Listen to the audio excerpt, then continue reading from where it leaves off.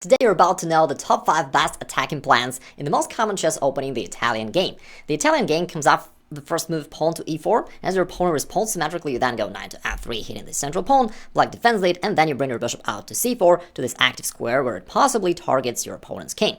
Now in this position, your opponent will usually either go bishop c5 or knight f6, but it doesn't really matter as the position remains to be more or less the same, and the plans will be the same just as well. Let's say your opponent goes bishop to c5 and you continue with pawn to c3, getting ready to play pawn to d4 somewhere in the future. Now there are different ways for black to go about this. Sometimes they play a move pawn to h6 because they're worried about you going knight to g5 and targeting this weakness on f7, somewhat similar to the fried liver attack. In fact, h6 is a waste of time, but still it allows us to see one of the interesting plans of white, which is kind of underrated and overlooked by many. We know that c3 is preparing this move pawn to d4, and of course in many variations you will indeed play it. But on top of that, you also have one more idea which your opponent is very likely to overlook.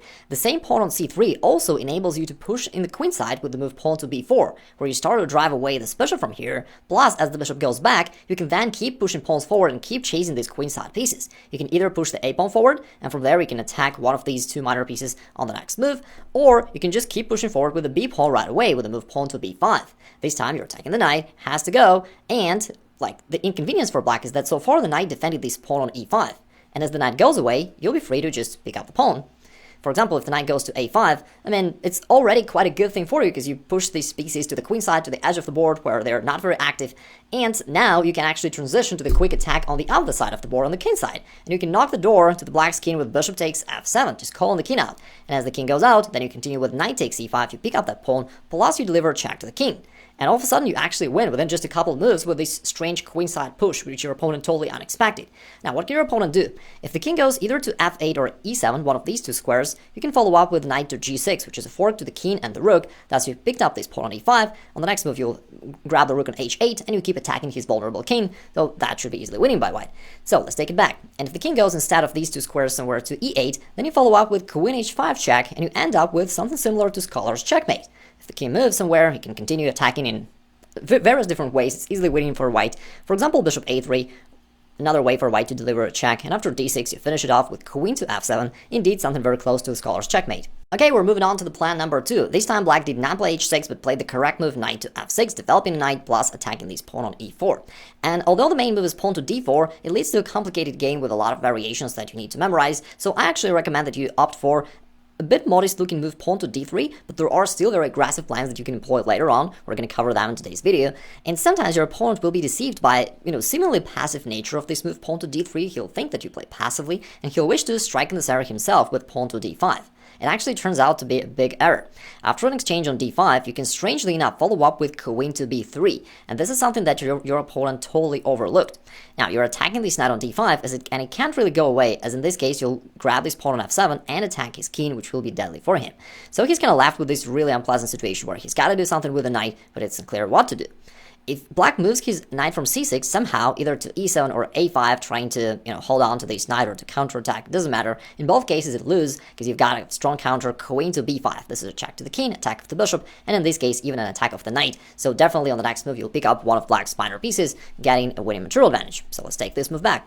What else can black possibly play here? If black plays bishop to e6, trying to defend the knight in the most normal-looking way, this actually leaves this b7 pawn undefended, as there is no bishop on c8 anymore. You can go ahead and grab the pawn, plus attack this knight on c6. And once again, it's inconvenient for black to defend it, because they can't move the queen away, the queen has to keep guarding the rook. If the queen moves, you're going to pick up the rook there in the corner.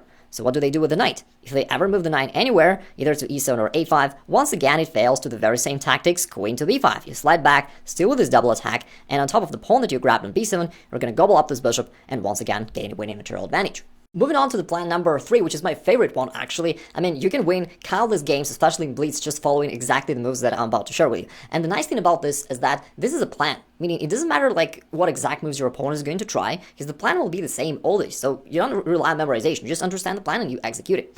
So here, let's say your opponent plays some normal looking moves such as pawn to d6. In this case, I recommend that you play a move bishop to b3. It's a bit mysterious looking move, but it makes sense. So first off, you want to save this bishop. It's a pretty active piece which is putting pressure, long term against these squares where your opponent is likely to castle, and it's quite a powerful attacking piece in the Italian game. So you do want to save it.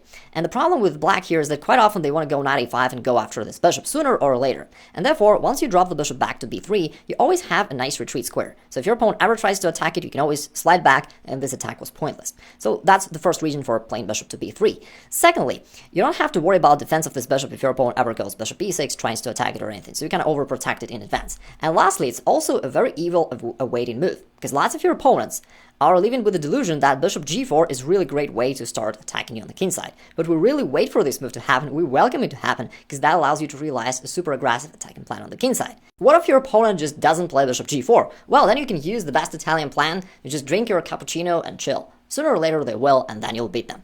So as soon as they go bishop g4, I recommend that you play h3. Our plan is to actually gain a lot of nice tempos by attacking off this bishop. So play h3, pushing it. And in most cases, they're going to drop it back, because that was the main idea of putting the bishop right there, to pin your knight down to the queen. If they trade on f3, this is actually quite cool. I mean, your queen comes out, and it's helpful for your future attack against the king side, as your opponent is likely to castle there. You can follow up with your own move, bishop g5, counter-pinning his knight. And generally speaking, this exchange of your opponent's bishop for your knight is a favorable thing for you. So there's no problem for you. It's actually quite good. In most cases, they'll bring the bishop back. And then what you do is you play knight to d2. Notice that we don't castle. What we have in mind is to maneuver the knight over here to f1, followed by g3, and to chase this bishop. But on top of that, you actually just keep up adding more and more pieces to the king side because you want to attack there. And that's what your opponent doesn't know so far. So he just castles, playing normal moves, you play knight f1. This plan looks kind of weird at first. You don't develop pieces, you horse around with your knight, you played your bishop twice. It looks like white is playing some dubious moves, but in fact it's all very strong, because you've got a very clear plan of attacking opponent's castle, and your opponent doesn't know what to do. Now, sometimes they'll play h6, trying to stop you from going there, bishop g5. If they don't play, it doesn't matter.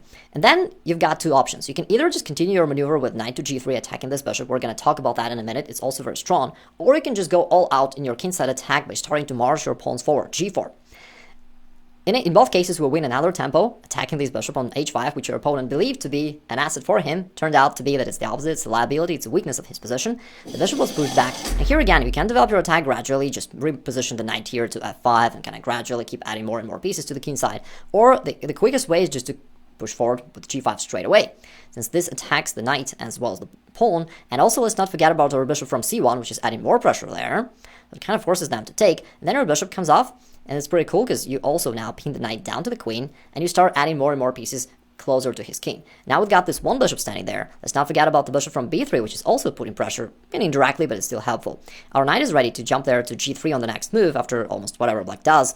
This pin is unpleasant. There's not much black can do about it. If they try to move the queen away, you can always take it and disrupt their pawns, or you can just not do anything and keep playing like your main moves, knight g3. After that, you have plenty of attacking ideas. You can take over here and, destroy his castling. You can push the h pawn forward, h4, h5, attack this bishop once again, then keep pushing forward with h6. Your rook from h1 will join the attack straight from its starting position, and is deadly. You can also start to jump with your knight, such as knight to h4. For example, if your opponent moves the knight somewhere, instead of taking there, you can just go knight h4. Very common move for all these variations, very strong. From here, you attack this bishop, plus the knight is possibly ready to jump to f5, just to stand closer to your opponent's king. Now also this knight on h5 is under the fire. And if he takes here, again, the beauty of your position is that you have such a strong dominance on the king side, is that almost any logical move will win. Like, you can take here, and you still have your winning attack. You can take here, and you still win. It's even stronger. That's also something that your opponent is highly likely to overlook, because they somewhat forgot about this bishop on b3, which was standing there for a long time, not doing anything, but it was kind of in an ambush. It's still putting pressure here, and it is pinning these pawns so it can't move, and therefore knight cannot be captured there. And if your opponent does something with this knight, you just jump out with your queen forward, and queen h8, and the next move is unstoppable. You're going to checkmate him, his pawn is still pinned, and it kind of makes sense, because if you look at this position, you see that white has a bunch of attacking pieces basically against this lonely king on g8. So it makes sense that your attack worked out so well. And that's how you gradually develop this kingside attack, and your opponent is clueless of what to do, and you just checkmate him. Alright, here's the plan number 4. In this classical position, which you can reach via different move order, we play bishop to b3, which is a useful move to save this bishop from any kind of attacks, and also it's an awaiting move. We rely on your opponent to be aggressive, to try to be aggressive, and to play bishop g4. What if he doesn't? What if he just castles? Well, then you castle as well, and you kind of keep waiting for him to still play bishop g4. After you castled, it feels even better for your opponent to do so, because it feels like he can now try to attack your queenside somehow, because your king is standing there. So you really rely on your opponent to go there, and in most cases they will. Once they do play bishop g4, you tell them what I know many of you guys tell to your every girlfriend: I've been waiting for you my entire life. And you play pawn to h3, attacking this bishop. So you basically realize the exact same plan, just with your king castled, so it makes a little bit of a difference, but not that much. Now the bishop comes back to maintain this pin, and then you start to relocate your knight through the very same route. So you play knight to d2, aiming to go through f1 to g3 and to chase this bishop. Your opponent can do basically whatever he wants. It doesn't matter. You still realize the same plan. If he ever tries d5, guess what? Even that doesn't change anything. You don't take there, you ignore it, you just proceed with your own plan. Now, we want our knight to move there, but this square is taken. So we move the rook here to e1, and then we vacate this square for our knight. Plus, the rook on e1 is also doing a good job, supporting our pawns. Oh, it's still nice. Let's say your pawn trades in the center of the board, and once again, guess what? That doesn't change anything in your plan. Then he plays some move, let's say pawn to h6. Now, normally we'd wish to move our knight here, but the problem is if you do it right away, he can trade queens. And we do not want that. We want to attack and checkmate your opponent, and after queens come off the board, it's usually hard to checkmate your opponent. So we do want to save our queen. That's why we just move it here to e2.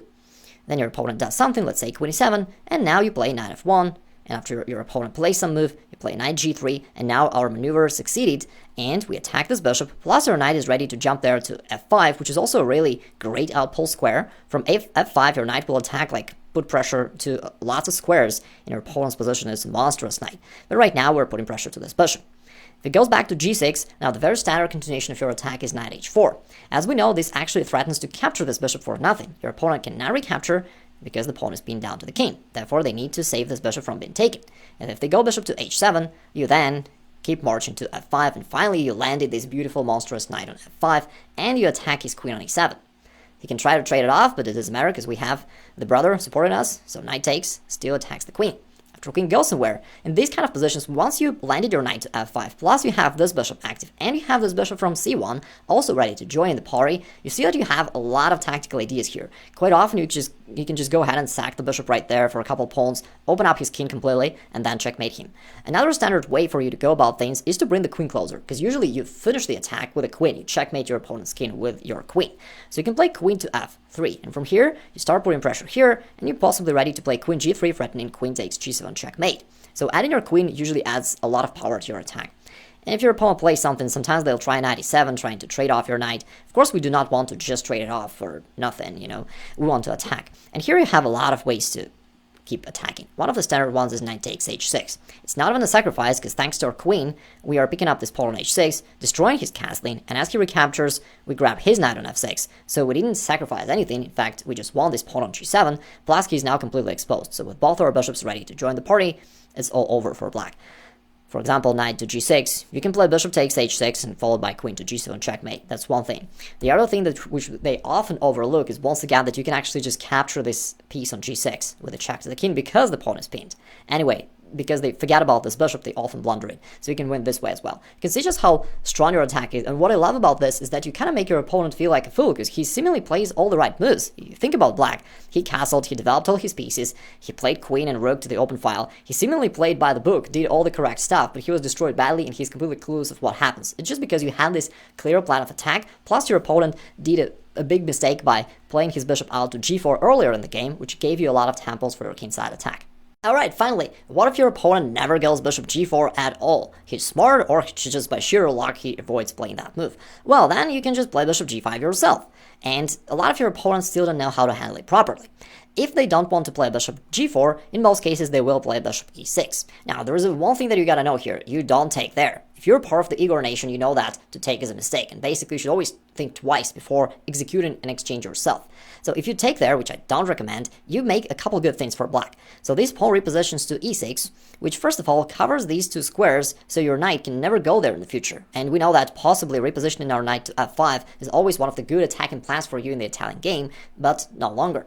And secondly, once the pawn is there, his rook is active along the f-file, which is quite nice for him. You kind of helped him to activate the rook. Plus this pin is no longer a problem because the rook is defending the knight, so the queen can easily move away.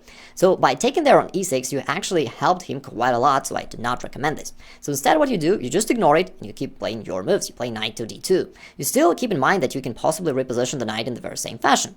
And quite often your opponent will take on c4, breaking the very same rule to take a mistake, helping your knight to go forward to a more active square, so you can thank your opponent and know that now you've got some decent advantage. If your opponent ever tries to push your bishop away with h6, that doesn't change anything because you can always play back and maintain the pin. And if your opponent ever goes bold and plays pawn to g5, saying, hey, I don't worry about my king safety, I just want to break the pin, then what I recommend is that you stop being a reputable member of society, go Cosa Nostra mode, and just say, hey, the end justifies the means, I'm going to be bold and achieve my goal, whatever it takes. So knight takes g5. I hope that my critics won't take this quote out of the entire lesson, separately. So Igor Smirnov recommends that you stop being a reputable member of society. Yeah, go Cosa Nostra. So as you crush here on g5, you maintain the pin, plus the king is now completely exposed. Yes, you had to sacrifice a piece for 2 pawns, but that's not such a big exchange. After all, you're just down a pawn if we assume that a piece approximately equals 3 pawns. And now he's in troubles, because what can he do? I mean, the knight is pinned. He can't move the queen away, because then he'll just take the knight for nothing. If he tries to defend it somehow, you can also add more pressure by playing queen to f3, putting more pressure. You don't want to trade there, you just want to add more and more pressure until you actually win this knight.